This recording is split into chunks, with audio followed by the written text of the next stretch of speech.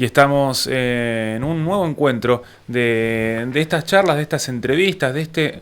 No sé, no sabemos cómo le vamos a llamar porque tratamos de que sea lo más distendido posible para poder abordar distintos temas. De dónde venimos, dónde estamos, hacia dónde vamos, no tan abstracto como puede parecerlo, sino a través de la experiencia de exponentes, de personalidades de nuestra ciudad y también de alrededores que tienen un camino recorrido y que nos pueden traer, ¿por qué no?, un punto en el horizonte y también ayudarnos a entender un montón de cosas que pasan hoy. Así que tiene la deferencia de haber venido, de haber llegado a los estudios de REC, Changi Cáceres. ¿Qué tal? Bien, ¿cómo estás? Bien, bien, bien, un gusto tenerlo aquí. Por ahí una de las preguntas que me gusta hacerme o que me gusta hacer para empezar es cómo es un día de Changi Cáceres, porque, bueno, han sido muchos años en la rosca política, en la militancia, en el trabajo, y ahora cómo lo encuentra. Y en la militancia no tanto, te diría que 64 años. Y 64 años no es nada y es febril la mirada. Y seguimos tras un sueño juvenil de una Argentina más justa, más fraterna, más solidaria, lamentablemente cada vez más distante. Ese sueño juvenil que por ahí leí que empezó a los 15 años, en una conferencia de Arturo Illia, mire hasta hacia dónde No, no, o un poco más. empecé a los 15 años, pero siendo dirigente estudiantil secundario, Ujú. con la Libre y la Laica, en el año 58, tomando colegio en defensa de la ley 1420 y también la universidad, porque éramos medio carne de cañón los secundarios, ya que por una cuestión de edad entrábamos y salíamos al día siguiente, al menos que nos agarrara el fin de semana y nos teníamos que aguantar hasta el lunes. Mientras que si el que caía era un universitario, la cosa era más pesada. Arranqué ahí, lo de Ilia viene después. Lo de Ilia viene con la candidatura de don Arturo en el 63, que yo lo escuché en el viejo Cine Roma de Santa Fe, y la verdad que la sencillez con la que planteaba las cosas y la profundidad de las cosas que decían me cautivó y consiguió lo que no había conseguido mi padre, que me fuera a afiliar a la Unión Cívica Radical. ¿Qué qué se discutía por esa época, tanto en la parte estudiantil como estos planteos de Ilia?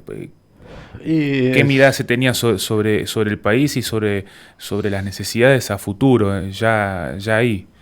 Mira, era una época donde sí, vivíamos luchando para garantizar decíamos, una universidad abierta al pueblo y a su servicio, planteando mejoras que eran puntuales dentro de la universidad o mejoras en el comedor universitario que en esa época existía, en Boulevard Pellegrini, Ujú. muy cerquita, por no decir al lado de la casa de algún pariente tuyo. Y bueno, estábamos en esas cosas y mayor presupuesto universitario. Y después vino Ilia y dio el mayor presupuesto educativo de la historia y se vivió en el auge de lo que era la edad de oro de la educación y la cultura.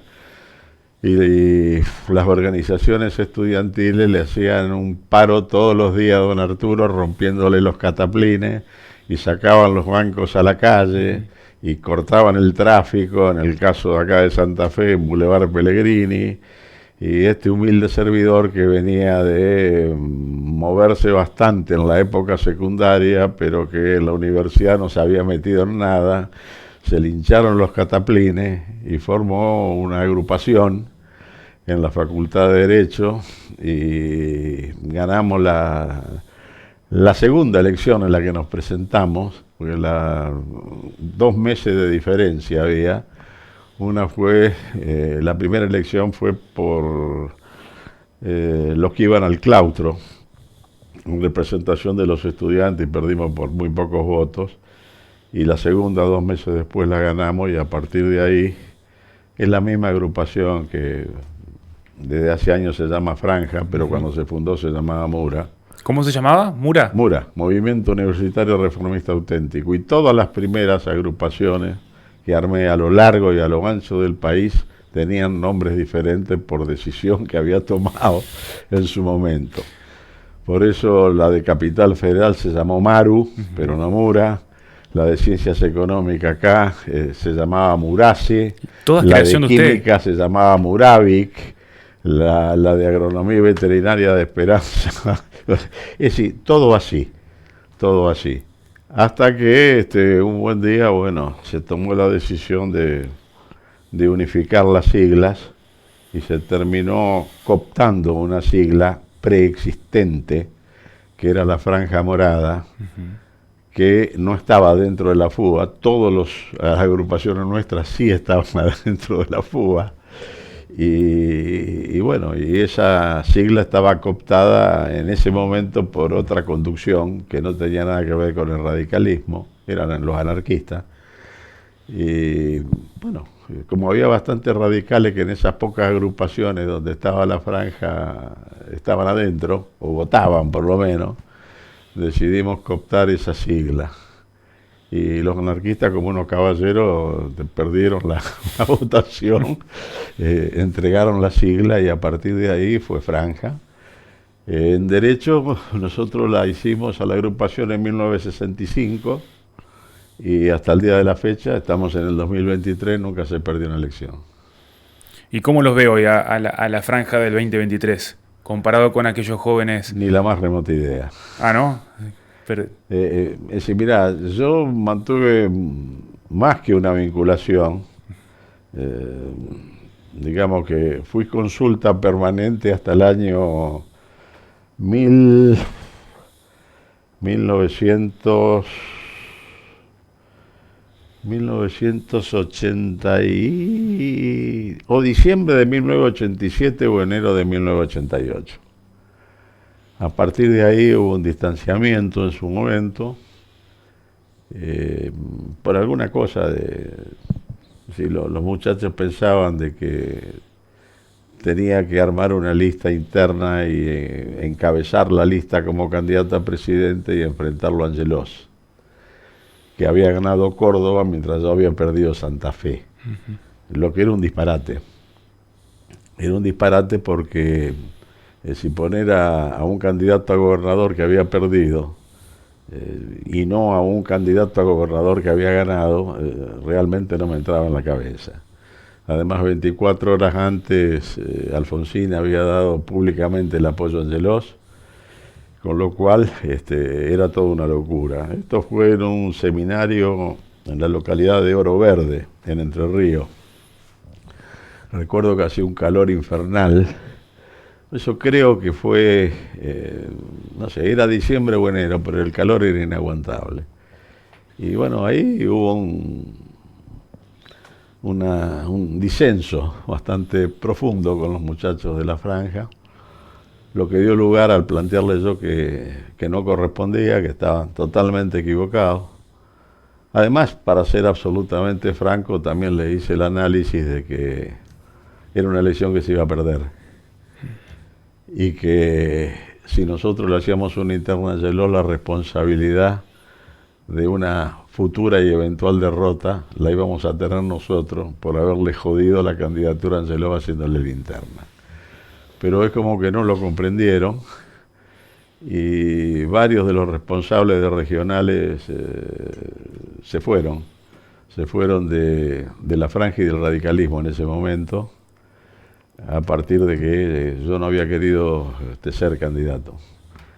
Y bueno, y vinieron otras personas a ejercer los lugares de dirección de la franja, que ya eran otra generación, que yo no tenía contacto con ellos. Por eso te digo que en los últimos tiempos no sé realmente en qué está, porque no tengo contacto con ellos. Es más, ellos reivindican una fecha de fundación de la franja que no tiene nada que ver con la fundación que no de es la la Franja suya. Radical. No, que no tiene que ver con la fundación de la Franja Radical. O sea que la fecha de hoy no es la original. No, ellos utilizan como fecha de nacimiento de la Franja el año de la unidad de la Franja anarquista. La Franja de Conducción Radical fue un año después. Ellos utilizan la fecha donde los muchachos anarcos de Rosario se juntan con la franja de algunas agrupaciones que eran Franja de La Plata y de Córdoba. Y de ahí, bueno, lo toman como fecha. Pero, qué sé yo, no tengo realmente ningún contacto, relación orgánica con ellos para decirle, muchachos, si están festejando una fecha que no es, pónganle un día después. Es decir, el nacimiento de las agrupaciones es bastante antes, porque empieza en el 65.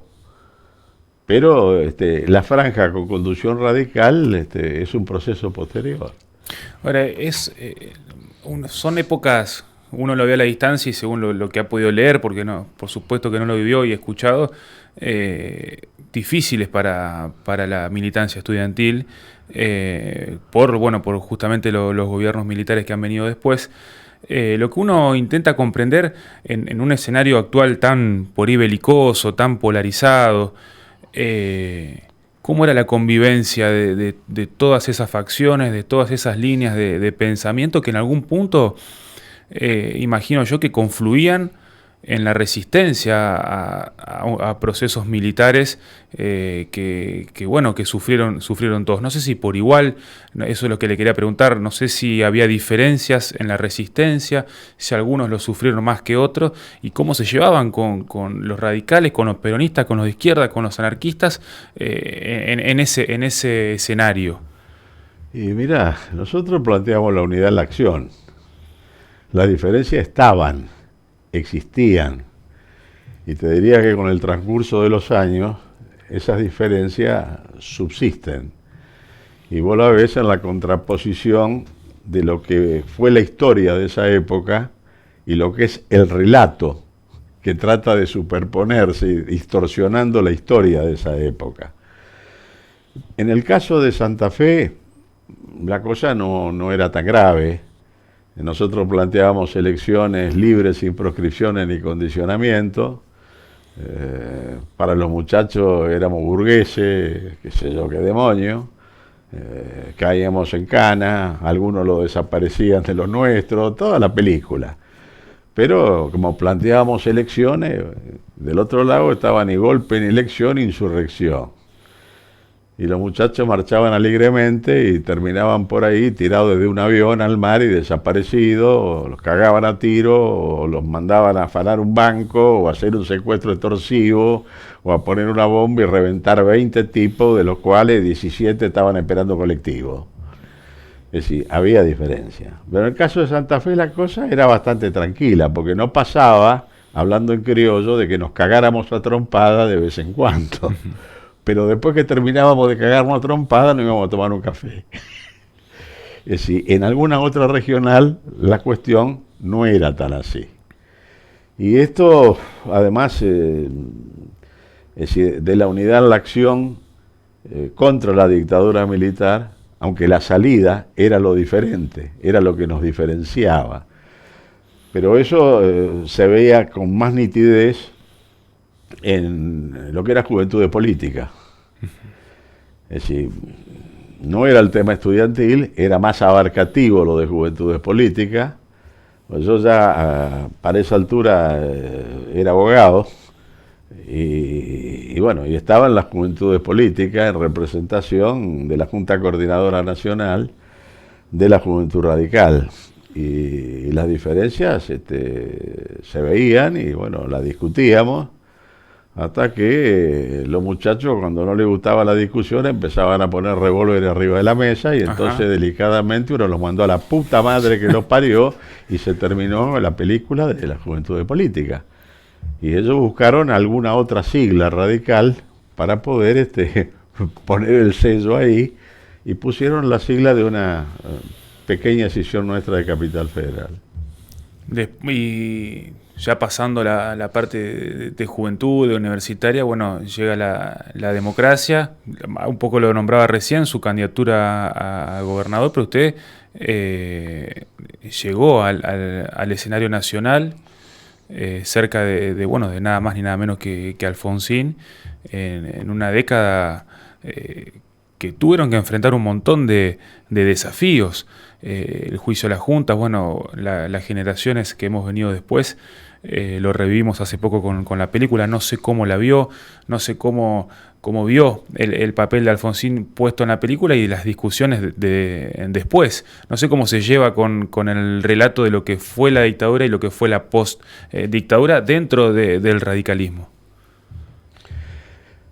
Mirá, con lo de Ilia que vos planteabas antes, yo le hice la campaña a don Arturo. No solo me afilié, le hice la campaña hablando como Juventud Radical. Pero fui candidato en el 72 a diputado nacional. No tenía absolutamente ningún interés en ser diputado nacional. A mí siempre me interesó y le dediqué mi vida a la construcción de la herramienta que podía garantizar esa sociedad más justa, más fraterna y más solidaria de mi sueño. Un médico no puede operar sin un bisturí y una sociedad no puede transformar una realidad que no le gusta en otra mejor si no hay un partido político que es el instrumento que las sociedades tienen para generar esa transformación. Por lo tanto, fui simplemente candidato a diputado nacional por el incipiente movimiento Renovación y Cambio. En ese entonces, te estoy hablando del año 1973. Me eligió el partido como primero en la zona norte, porque en esa época elegía la zona norte una lista, la zona sur otra, y después se intercambiaba. En el intercambio quedé segundo, fuimos a la interna, hicimos buena elección, pero la perdimos, con lo cual quedé sexto, y por suerte no entré porque entraron 5. Y pude seguir haciendo lo que estaba haciendo, que era construir agrupaciones en distintas facultades, armar la juventud en distintas provincias y ya para esa altura tratar de consolidar un movimiento Renovación y Cambio que aparece de la confluencia de una persona de la calidad y de la estatura de Raúl Alfonsín y una estructura militante que habíamos sabido construir a lo largo y a lo ancho del país. Con absoluta objetividad te digo que nosotros sin Alfonsín no hubiéramos podido llegar a un 83 exitoso, pero también, para ser honesto, estoy absolutamente convencido que Alfonsín sin nosotros tampoco. En esa construcción del instrumento, y ya quizás viniendo un poco más al presente, sin soslayar, por supuesto, bueno, su actividad como constituyente y demás, en esa construcción de la herramienta, no quiero ser tan abstracto, pero ¿qué nos pasó hasta hoy, hasta los 2000? Bueno, post-2001, por supuesto que ya todos conocemos la crisis, pero ¿cómo fue esa construcción del instrumento? Más allá de, bueno, el peronismo ya lo conocemos, pero dentro del radicalismo, lo que a usted le compete, porque de alguna manera en esas construcciones de la herramienta que son los partidos, hoy estamos, como decía al principio, polarizados, divididos, enfrentados. Se identifique uno o no con algún partido. Uno opina de una manera, sos kirchnerista, uno opina de otra, sos gorila. ¿Cómo fueron esas construcciones entonces para que hoy estemos donde estamos y con un radicalismo dentro del PRO, Juntos por el Cambio, como sea que se llame? Mira, yo lamento profundamente no haberme dispuesto, incluso no haber forzado una discusión a fondo con Raúl en vida, porque es bastante público, fue público en su momento, que al margen de la fidelidad a la idea y de haberlo acompañado durante todos esos años, sin claudicación, que tuvimos diferencia en algunas cosas. Y algunas de esas diferencias fueron públicas y llegaron a ser tapa de revista en su momento o estar en la primera página de algunos de los diarios importantes. Yo creo que en algunas cosas tenía razón él y me equivoqué yo, que ya hace años que públicamente lo he planteado. ¿Alguna que nos pueda contar ahora? Sí, creo que lo de obediencia debida y punto final, por ejemplo, él tenía razón. Él hizo lo que debía hacer, hizo lo que él había prometido en la campaña y bueno, y yo estaba en contra, estaba sacado en contra y le paré las cosas en el Congreso durante 5 días. Con un paquete bastante importante de legisladores que seguían la tesitura mía y que en esos 5 días bajaban a la mitad cada día que pasaba, hasta que quedamos 7. Pero bueno, yo creo que él tenía razón. Pero hay otras cosas donde yo estoy absolutamente convencido que tenía razón, porque creo que el tiempo ha dejado muy en claro que tenía razón.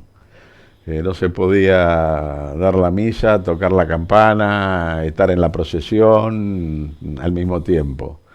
Que el partido era el partido, que el gobierno era el gobierno, y que si hacíamos que el gobierno absorbiera el partido, la cosa iba a terminar mal. El día que no tuviéramos gobierno, o no fuéramos gobierno, nos íbamos a dar cuenta que no teníamos partido.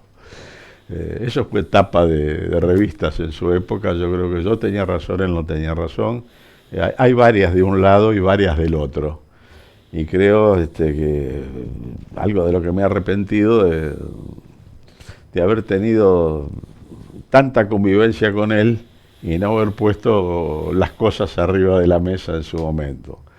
Yo creo que cuando planteé eso, que eso implicaba la renuncia de él, el presidente del partido, la renuncia del vicepresidente como vicepresidente del partido, la renuncia del ministro de gobierno como segundo vicepresidente del partido.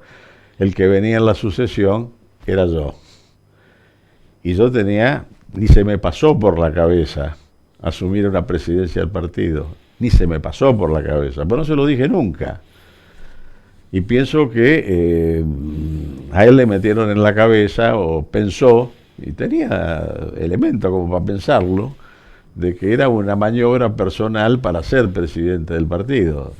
Yo lo que quería era un nuevo plenario del Comité Nacional que eligiera eso, porque estaba convencido, con razón o sin razón, de que no era mi tiempo, de que no estaba en condiciones de ser presidente del Comité Nacional, que la primera secretaría, que era lo que yo tenía, de la cual había salido electo en el plenario del Comité Nacional, era lo que tenía que seguir siendo. Y además, en esa época, y de acuerdo a la Carta Orgánica, todo lo que salía tenía que salir con la firma del presidente y el primer secretario.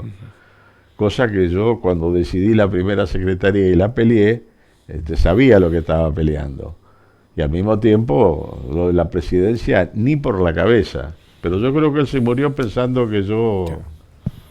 En fin. Y después vinieron las otras cosas. Sí. Después vino la Diputación Nacional, donde como yo gano la Diputación Nacional y el candidato a gobernador pierde la gobernación, y entonces viene una imputación de que se pierde Santa Fe porque yo no quise ser gobernador. Y la verdad era que Alfonsín me pidió que encabezara la lista de diputados nacionales, porque en el momento que hablamos eso, varios meses antes de la elección, él estaba convencido que íbamos a hacer una brillante elección, pero que perdíamos la elección. Y que entonces necesitaba que todos los combatientes de primera línea estuvieran en el Congreso. Esta es la realidad de la cuestión, y yo creo que esa es la causa por la cual, una vez que él gana y se pierde Santa Fe, creo que esa debe haber sido la causa. El primer tipo que convoca para plantearle el tema de la presidencia del bloque de diputados es el que habla. Pero como él tenía un compromiso con un dirigente de Capital Federal, que era de otra línea interna, de que le iba a dar la presidencia, me plantea el tema de la vicepresidencia porque todos los diputados eran alfonsinistas, salvo un reducido grupo. Y él se la había prometido a Rabanal. Y yo creo que él se muere pensando de que yo no le acepté presidir el bloque de diputados porque iba a ser el vice de Rabanal en vez de ser el presidente. Y yo no le acepté porque a mí lo que me interesaba era la construcción de la herramienta, era el partido. Yo en ese momento era el primer secretario del Comité Nacional y yo llegaba a las 8 de la mañana al Comité Nacional y me quedaba hasta la medianoche, hasta la madrugada. Incluso las cosas del Congreso las atendía en el mismo Comité Nacional. Es decir, esa era, fue y seguirá siendo mi obsesión. Y creo que eso tiene que ver con lo que fue el principio de tu pregunta, la debilidad actual de los partidos políticos. Sí. Y el problema fundamental lo podés encontrar en el radicalismo, porque el radicalismo tenía una estructura, y una estructura con funcionamiento democrático. El peronismo siempre ha funcionado de otra manera, y la izquierda tiene otra manera también de funcionar.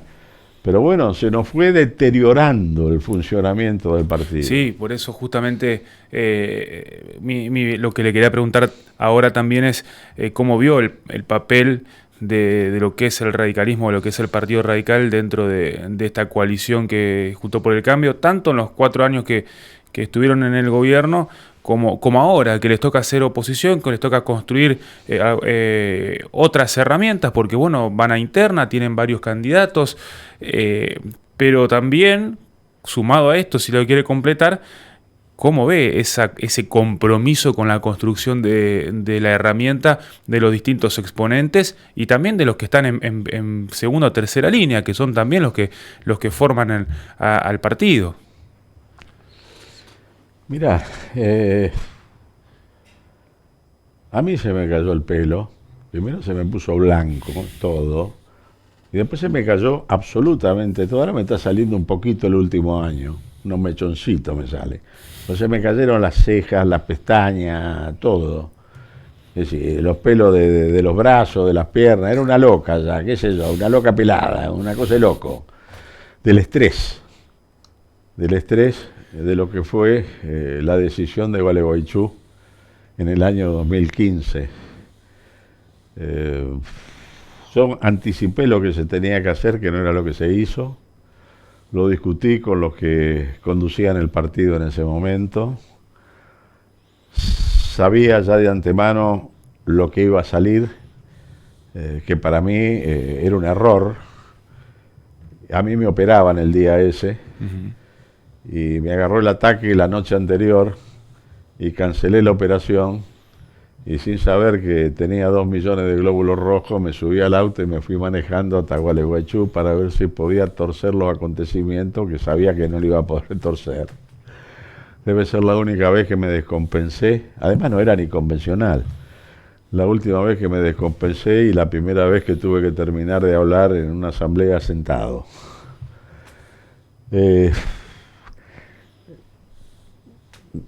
Nosotros no, como radicales no fuimos co-gobierno, nosotros fuimos partener. Y en Gualeguaychú te diría que no se discutió y no se resolvió nada. Simplemente se legalizó un acuerdo previo, hecho no sé en qué lugar, entre muy pocas personas. Y, es decir, el radicalismo en ese momento integraba otro frente,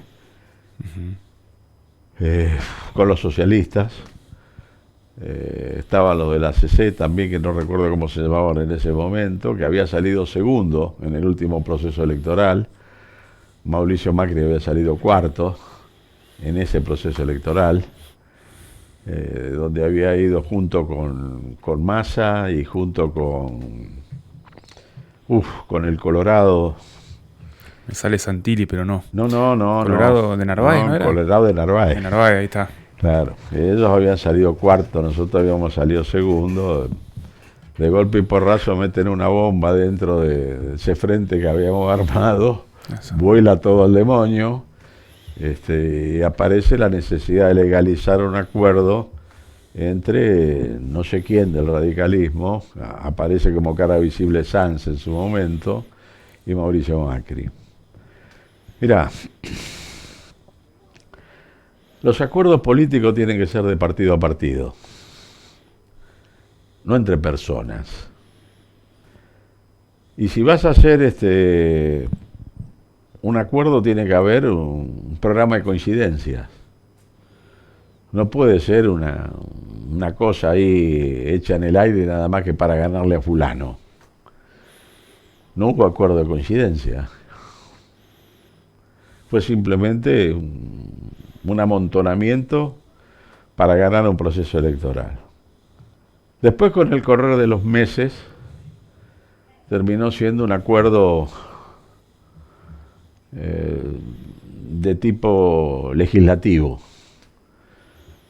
pero nunca llegó a ser un cogobierno, porque un cogobierno demanda no solo un programa común discutido previamente, sino también reparto de espacios discutido previamente. Espacios donde, es decir, el que gana termina recibiendo triple opciones para cubrir los espacios que le toca a fulano, que le toca a mengano, y dentro de esas tres opciones elige alguno. Esta es la práctica, cosa que ahí no sucedía. Se hizo el papel de partener, se debilitó el partido.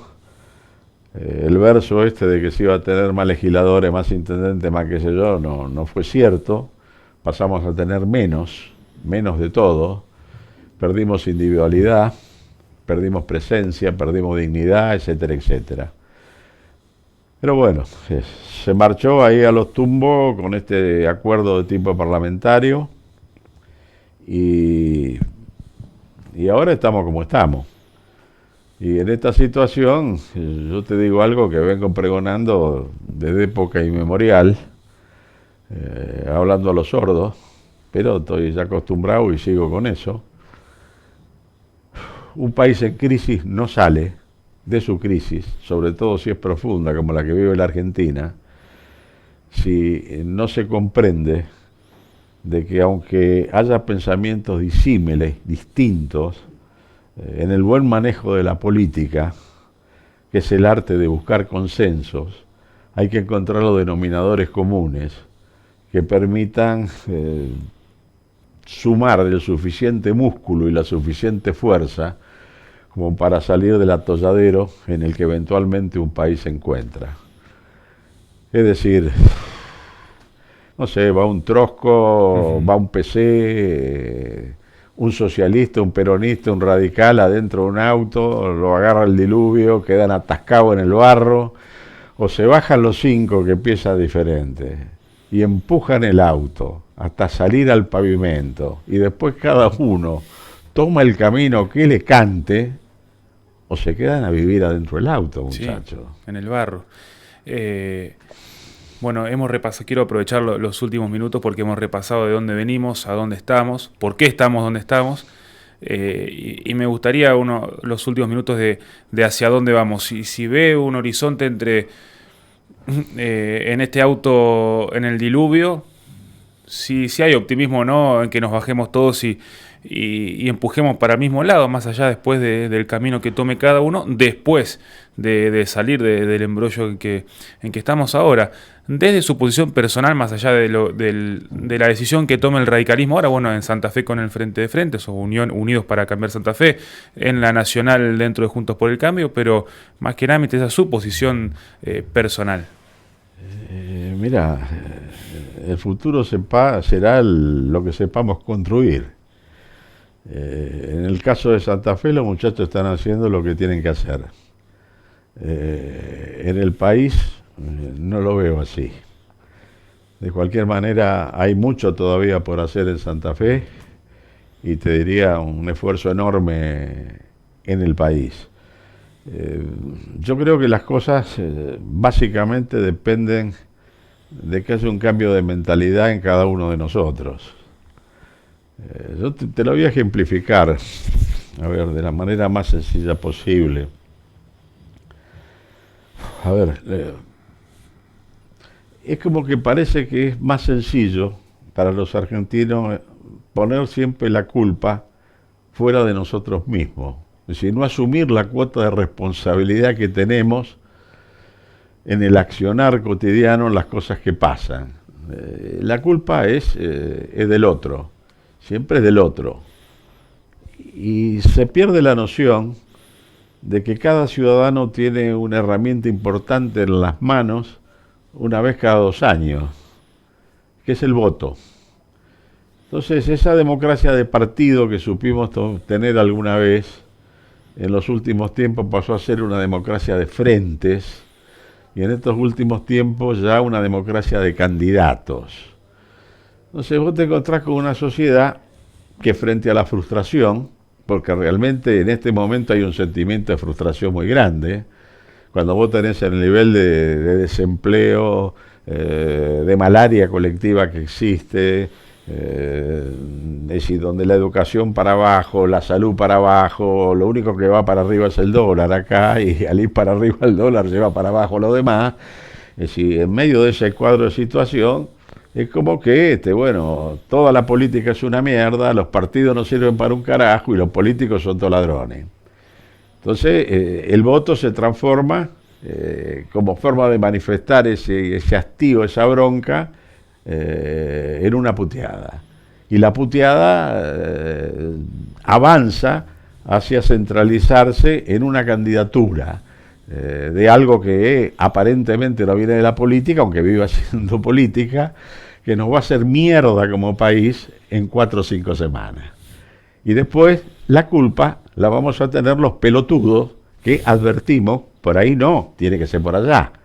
Pues yo llevo 64 años diciendo es por allá, muchachos, por allá no vamos al carajo. Y los muchachos van por allá y se van al carajo. Y después la culpa te meten en el paquete y la culpa la tienen los políticos y la política no da solución. Pero vos ¿qué votaste? Votaste mierda. Asumí que votaste mierda. Y ese es un problema individual de cada uno. Si no seguimos en la joda, este es el país de la mentira. Estamos proscriptos cuando no estamos proscriptos. Lo blanco es negro porque se nos ocurre que es negro y que no es blanco. Estábamos bien, estábamos como el culo y ahora pero yo no tengo nada que ver, pero vos estás en el gobierno, pues yo no tengo nada que ver. Entonces somos oposición, somos oficialismo, somos la joda. Somos un país que le quiere demostrar al mundo que es mentira que los pueblos no se suicidan. Ese lo dijo un tipo que no vivió en Argentina. Porque si ese tipo vive en Argentina, se da cuenta que somos tan boludos como para poder suicidarlo como país, ni siquiera garantizar en el futuro la integridad territorial de este país. Entonces, si vos me decís que ¿qué vamos a hacer en el futuro?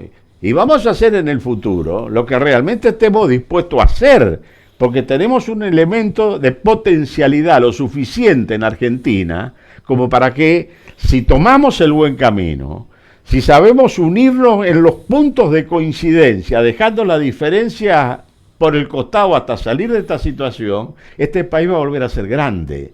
Este país va a volver a ser un país digno de ser vivido. Pero depende de cada uno de nosotros. Ahora sí, vivimos en la mentira, sí, vivimos en la fantasía, y bueno, muchachos, no le echemos la culpa.